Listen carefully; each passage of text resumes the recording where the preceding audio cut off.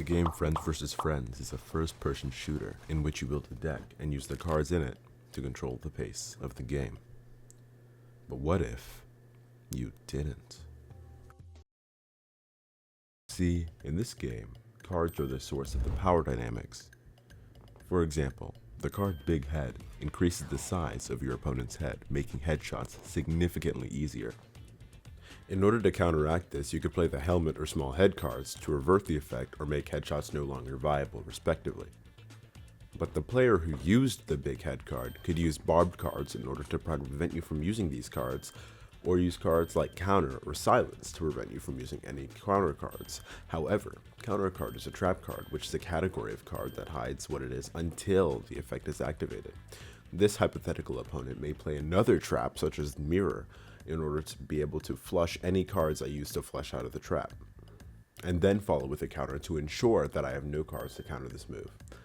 And this happens while you're focused on shooting your opponent. So I've decided to just not. So the rules of the challenge are as follows. Don't use cards for 20 games. That's all. I don't think I need to explain to you how tough this actually is. It was sort of like being the nerd in an 80s movie, but with the lunch taking and testicle kicking. I thought that going into the first game, a strong pick would be Dale, as his passive skill lets him do extra damage from behind and he can see an opponent's trail when they move. My original game plan was to use his passive to sneak around a lot easier, and then sneak behind him in order to get extra damage. Semicolon, however, comma, my aim sucks. You'll see why I'm tracking this in a minute. So, anyway, as I'd normally do upon a loss, I switch characters. Not to my main, but to Stevie Gull. See, Stevie starts with the Golden Boira, which is a gun with more damage, ammo, and accuracy than the standard Boira 9, which is the starting gun. Meaning the only counter to his abilities are from cards such as swap weapons or disarm, but there's no way.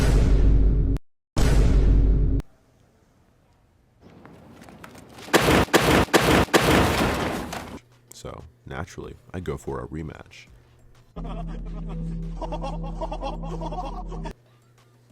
So I rematch again, but this time as Mick Raver, who starts out with the Brasshopper and SMG. I actually think this is the most I've ever seen that card be used. Now, before I do what I would normally do and cut straight to a loss, I'd like to take note of a few wins here. On the third match, I landed a few solid plays here and there. You see, Stevie is probably one of the most consistently good characters in the entire game, since his entire kit just amplifies your own ability to shoot well. So, since my whole challenge relies purely upon that, and I can just out-damage my opponents, then, logically, if my aim is perfect, I can win every fight like this one, right? Well, it doesn't really work like that, since 1, my aim isn't perfect, and 2, with cards in play, this strategy can be countered by A, self-destruct, B, any other gun, or C, anything that'll disrupt my aim. So, after getting pounded by Haru, the next step is Haru's personality card is that he moves 10% faster. The whole idea with Haru is to leverage his speed to dodge shots and reposition in places to take my opponents off guard. Kinda like a drive-by, but an FBF. So, for my next 3 matches, I walked in thinking I was Prime King Von, but if you know anything about how these things tend to go. Out of 3 matches, I won a single round. So I decided to whip out the big guns. My main, Moose Salto. Her whole deal is that she gets a double jump.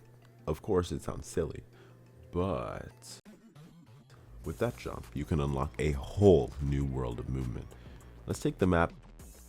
Let's say I start here. Normally, I can only go here, or here, or here.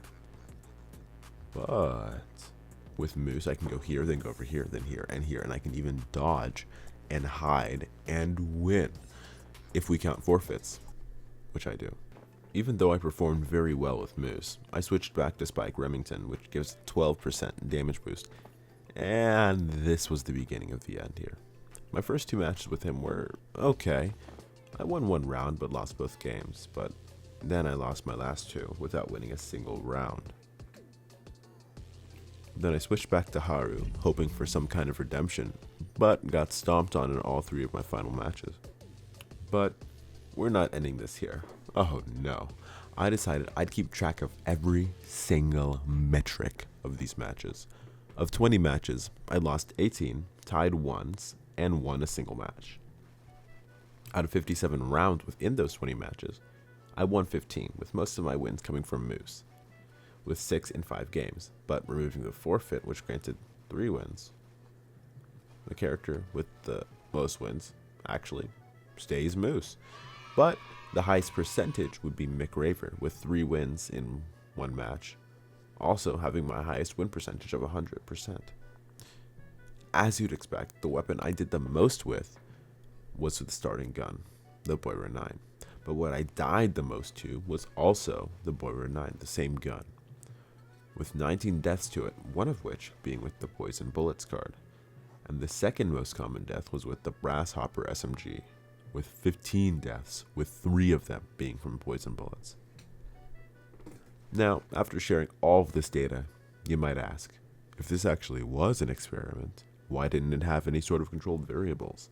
And why did you allow repeated matches against the same person? Why not every character? And to that, I say, I have no idea.